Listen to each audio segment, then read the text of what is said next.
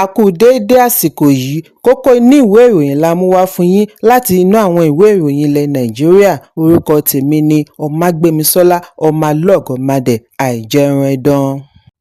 Àjọ tó ń gbógun ti ìwà ìbàjẹ́ àti ìṣòwò ìlú kúmọkùmọ EFCC ti kéde oníṣòwò obìnrin ẹni 41 kan tí ó fi ìlú Àbújá ṣebùgbé, Halimat Tejuosho wípé wọ́n wà wanted lórí ẹ̀sùn wípé ó díbọ́n lọ́ni lọ́wọ́ gbà.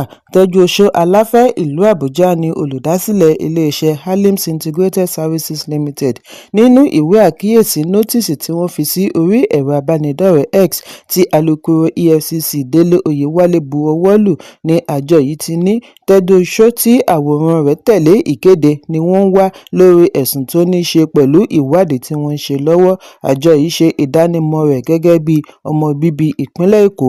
Wọ́n fi kún un wípé àdírẹ́sì rẹ̀ tí wọ́n mọ̀ kẹ́yìn ní House A26 Aso Grove Estate, Maitama Extension, ìlú Àbújá.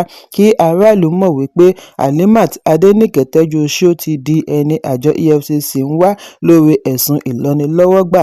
Tejuosho ni a gbọ́ wípé òun ni adarí àwọn obìnrin ní ẹkùn gúúsù ìwọ̀ oòrùn láàrin ẹgbẹ́ City Boys Movement, ẹgbẹ́ tó ń ṣe àtìlẹ́yìn fún ètò òṣèlú Tinubu. Àjọ EFCC wá rọ ará ìlú kí wọ́n kàn sí wọn lórí àwọn ìkànnì wọn lóríṣiríṣi bí wọ́n bá kófìrí Tejuosho, tàbí kí wọ́n ṣe àfisùn sí àgọ́ ọlọ́pàá nítòsí. Láti ọdúnmọ́dún ni ẹ̀sùn ti ń jẹyọ yíká Tejuosho. Ọdún 2025 ni EFCC ṣe ìfọ̀rọ̀wánilẹ́nuwò pẹ̀lú rẹ̀. Lára àwọn tí wọ́n fi ẹ̀sùn kàn án ni alábàáṣiṣẹ́pọ̀ rẹ̀ kan, business partner, tí ó ní nípasẹ̀ ìwà ọ̀daràn ni ó fi ń gbé ìgbé ayé fàǹlétè pẹ̀lú owó tí ó yẹ kí wọ́n jọ fi yanjú iṣẹ́ àkànṣe. Ẹ̀kúnrẹ́rẹ́ ìròyìn ṣì wà nínú ìwé ìròyìn Premium Times tó jáde lónìí. Ìjọba ìpínlẹ̀ Ọ̀ṣun ti yọ apẹ̀tùmọ̀dù ilẹ̀ Ìpẹ̀tùmọ̀dù Ọba Gbénga Joseph Olóyèdé kúrò ní ipò rẹ̀ ní kíákíá, immediate effect. Ìpinnu yìí ni kọmíṣánná fún ìròyìn Olúọmọ Kọ́lápọ̀ Álímì kéde ní ọjọ́ Ìṣẹ́gun. Níbẹ̀ ni ó ti ṣàlàyé wípé ìjọba pinnu àti júwe ilé fún ọba lẹ́yìn àgbéyẹ̀wò òfin àti ìpàdé pẹ̀lú ìgbìmọ̀ òṣìṣẹ́ ìpínlẹ̀. Bákan náà ni ìjọba kéde wípé àpèrè ti ṣòfò bí wọ́n ṣe gba ọ̀pá àṣẹ lọ́wọ́ ọba. Ọba Olóyèdé ní ilé-ẹjọ́ United States rán ní ẹ̀wọ̀n ọdún 4 nínú oṣù kẹjọ ọdún 2025. Ilé-ẹjọ́ rán lẹ́wọ̀n lórí ipa tí ó kó pẹ̀lú jìbìtì owó COVID-19, owó yíyá pàjáwìrì fún àwọn olókoòwò kéékèèké. Gẹ́gẹ́ bí àlàyé àwọn òṣìṣẹ́ US, ọba àná wà lára ẹgbẹ́ tí wọ́n jí ọ̀pọ̀lọpọ̀ mílíọ̀nù dọ́là owó amáyédẹrùn. Ilé-ẹjọ́ pa á láṣẹ kí ó san owó tí ó lé ní $4.4 million lẹ́yìn tí ó ti pàdánù ilé tí ó rà sí Ohio, tí wọ́n fura wípé owó jìbìtì ni ó fi rà á. Ìjọba ìpínlẹ̀ Ọ̀ṣun ṣàlàyé wípé ìgbésẹ̀ ìyọnípò yìí wáyé ní ìlànà òfin tó ń darí oyè jíjẹ ní ìpínlẹ̀. Ẹ̀kúnrẹ́rẹ́ ìròyìn ṣì wà nínú ìwé ìròyìn Leadership tó jáde lónìí. Ilé ìgbìmọ̀ aṣojú-ṣòfin ti rọ àjọ alámòjútó ìlà ìbánisọ̀rọ̀ NCC kí ó fi ọjọ́ kún àkókò tí ìlà ìbánisọ̀rọ̀ tí wọn kò lò mọ́, inactive phone numbers, sí oṣù 18 kí wọ́n tó yọ̀ǹda rẹ̀ fún oníbàárà tuntun. Àwọn aṣòfin ní ìgbésẹ̀ yìí yóò mú okun bá òfin, yóò tún dáàbò bo ọmọ Nàìjíríà lọ́wọ́ jìbìtì, dá ẹni ṣe jìbìtì mọ̀, àti ìdènà ìdúnrúmọ̀ tí wọ́n tọpinpin dé orí SIM card.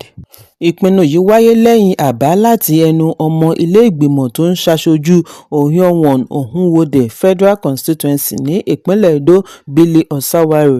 Níbi ìpàdé ìgbìmọ̀ tí ń lọ lọ́wọ́, Osawari dá lábàá wípé kí àlékún oṣù 6 yìí wà fún láti fi kéde àwọn SIM card tí wọn kò lò fún ọjọ́ pípẹ́ nínú ìwé ìròyìn, kí wọ́n sì ṣe àfisùn sí àgọ́ ọlọ́pàá lẹ́ẹ̀kan tàbí ẹ̀ẹ̀mejì lọ́dún, wípé èyí yóò jẹ́ kí ó rọrùn láti yanjú ẹ̀sùn tó bá ní í ṣe pẹ̀lú ìwà ọ̀daràn lórí SIM card. Ẹ̀kúnrẹ́rẹ́ ìròyìn ṣì wà nínú ìwé ìròyìn Punch tó jáde lónìí. Ilé-ẹjọ́ Gíga ìlú Àbújá ti ṣe ìdáwọ́kọ̀ fún àjọ elétò ìdìbò INEC láti má ṣe ìtẹ́wọ́gbà tàbí kópa nínú ìpàdé gbogboògbò tí ìgbìmọ̀ adarí ẹgbẹ́ òṣèlú African Democratic Congress (ADC) ṣe àgbékalẹ̀. Níbi ìgbẹ́jọ́ òní ni adájọ́ Joyce Abdulmalik ti dẹ́kun ààrẹ ilé-ìgbìmọ̀ àná David Mark àti àwọn àgbààgbà olóyè láàrin ADC kí wọ́n dẹ́kun àti máa dá sí iṣẹ́ àti sáà àwọn olóyè tí wọ́n yàn. Ìdájọ́ òní ni èyí tí ó ṣẹ̀ṣẹ̀ wáyé láàrin fàákájà àárín ADC pẹ̀lú ètò tí ó fi ojú hàn lórí ìṣàkóso ẹgbẹ́ síwájú ètò òṣèlú ọjọ́ iwájú. Adájọ́ fìdí ẹ̀ múlẹ̀ wípé kì í ṣe ojúṣe adarí gbogboògbò àti ṣe àgbékalẹ̀ ìpàdé bí ó ti ní sáà ọdún 4 tí wọ́n yàn fún ìgbìmọ̀ òṣìṣẹ́ ìpínlẹ̀ ṣì wà síbẹ̀ títí wọ́n á fi ṣe àgbékalẹ̀ kọ́ngírẹ́sì tuntun tí ó lọ pẹ̀lú ìlànà òfin. Ẹ̀kúnrẹ́rẹ́ ìròyìn ṣì wà nínú ìwé ìròyìn The Nation tó jáde lónìí. Ìjọba àpapọ̀ ti ké gbàjarè tuntun mìíràn lórí ìṣòro àìlọ iléèwé àwọn ọmọ bí wọ́n ti ní ó fẹ́ẹ̀ tó mílíọ̀nù 15 ọmọdé ní Nàìjíríà tí wọn kò lọ iléèwé rárá. Ìjọba wa ní àwọn ti gùnlé ètò láti fi gbógun ti ìṣòro yìí nípasẹ̀ data-driven reforms, stronger collaboration àti targeted investment pẹ̀lú èròǹgbà àti ní àǹfààní sí ètò ẹ̀kọ́ àti àlékún àbájáde ìdánilẹ́kọ̀ọ́. Mínísítà fún ètò ẹ̀kọ́ Dr. Maruf Tunji Alausa ni ó ṣe àfihàn yìí níbi ìpàdé 2026 Basic Education in Nigeria Bootcamp tí ó wáyé ní ìlú Jos, ìpínlẹ̀ Plateau. Alausa ní credible education data àti accurate learner tracking ṣe pàtàkì láti fi yanjú ìṣòro ètò ẹ̀kọ́ Nàìjíríà tí ó ti wà láti ọjọ́ pípẹ́. Ẹ̀kúnrẹ́rẹ́ ìròyìn wà nínú ìwé ìròyìn Vanguard tó jáde lónìí. Owó epo rọ̀bì Brent crude ti lọ sókè sí $115 per barrel nígbà tí West Texas Intermediate WTI lọ sókè sí $103 per barrel ní Ọjọ́rú. Ìwádìí akọ̀ròyìn ṣe àfihàn wípé owó epo lágbàáyé Brent àti WTI ń fi 3% lọ sókè lójoojúmọ́. Iye tí epo rọ̀bì Brent wà báyìí ni èyí tí ó hàn jù láti ọdún 2022 gẹ́gẹ́ bí àkọọ́lẹ̀ Energy Market Price Data. Ọ̀wọ́ngógó yìí ń wáyé lẹ́yìn tí United Arab Emirates kéde wípé àwọn kò bá wọn kópa nínú OPEC mọ́. Ìgbésẹ̀ UAE yìí wáyé lákòókò tí àgbáyé ń la ìṣòro kọjá pẹ̀lú ogun tó ti ń wáyé láti bí oṣù méjì sẹ́yìn ní Middle East. Ìwádìí sọ di mímọ̀ wípé èyí léwu ó sì lè fa àlékún owó epo ní Nàìjíríà.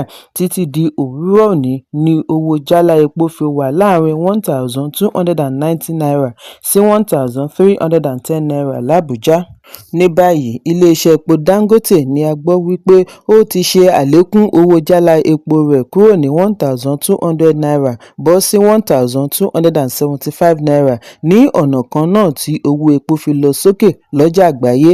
Ẹ̀kúnrẹ́rẹ́ ìròyìn wà nínú ìwé ìròyìn Daily Post tó jáde lónìí. Lónìí ni ilé ìgbìmọ̀ bu ọwọ́ lu $516 million owó tí ààrẹ Bọ́lá Tinubu fẹ́ yá fún kíkọ́ Section 1 Phase 1A àti 1B ojúnà Sokoto sí Badagry Super Highway. Èyí ń wáyé lẹ́yìn àgbéyẹ̀wò àkọọ́lẹ̀ níbi ìgbìmọ̀ òní tí alága ìgbìmọ̀ tó ń ṣàmójútó gbèsè tilé àti tilẹ̀ òkèèrè Aliyu Wamako ṣe àgbékalẹ̀. Ìgbìmọ̀ yìí ní kí ètò owó tí Deutsche Bank AG ṣe àgbékalẹ̀ wà lára ètò ẹ̀yáwó ìjọba àpapọ̀. Níbi ìpàdé ni àwọn aṣòfin ti sọ pàtàkì àkànṣe iṣẹ́ ojúnà bí wọ́n ti ní èyí yóò ṣe àdínkù àkókò tí wọ́n fi ń ṣòfò láàrin ẹkùn àríwá sí gúúsù. Bákan náà ni ojúnà yìí yóò lu jára ẹkùn mẹ́tẹ̀ẹ̀ta tí ó wà lórílẹ̀-èdè. Ààrẹ ilé ìgbìmọ̀ wa tọ́ka wípé mílíọ̀nù $5 tí ààrẹ ti kọ́kọ́ béèrè tí àwọn ti bu ọwọ́ lù náà fẹ́ àmójútó. Bákan náà ni ààrẹ ilé ìgbìmọ̀ fìdí ẹ̀ múlẹ̀ wípé yàtọ̀ sí lílọ bíbọ̀ iṣẹ́ àkànṣe Sokoto sí Badagry Super Highway ní ìrètí wà wípé yóò mú àlékún bá ètò ọ̀gbìn, ṣe àtìlẹ́yìn ìdàgbàsókè àti okun fún èrè oko. Bí a kò bá gbàgbé wípé ọjọ́ 23 oṣù kẹrin ni ààrẹ kọ̀wé ránṣẹ́ sí ilé ìgbìmọ̀ láti béèrè fún àṣẹ àti yá owó láti ilẹ̀ òkèèrè láti fi ṣe àtìlẹ́yìn àkànṣe iṣẹ́ ojúnà tó ń lọ lọ́wọ́. Ẹ̀kúnrẹ́rẹ́ ìròyìn wà nínú ìwé ìròyìn Daily Post tó jáde lónìí. Kókó inú ìwé ìròyìn tòní kò ní jù báyìí lọ. Ẹ pàdé mi lọ́la fún àkọ́tún ìròyìn. Kí a tó lọ, ẹ má ṣaláì fi àkíyèsí yín ránṣẹ́ kí ẹ sì bá wa subscribe sójú náà wa lórí YouTube kí kókó inú ìwé ìròyìn lè máa tẹ̀ yín lọ́wọ́ ní kíákíá.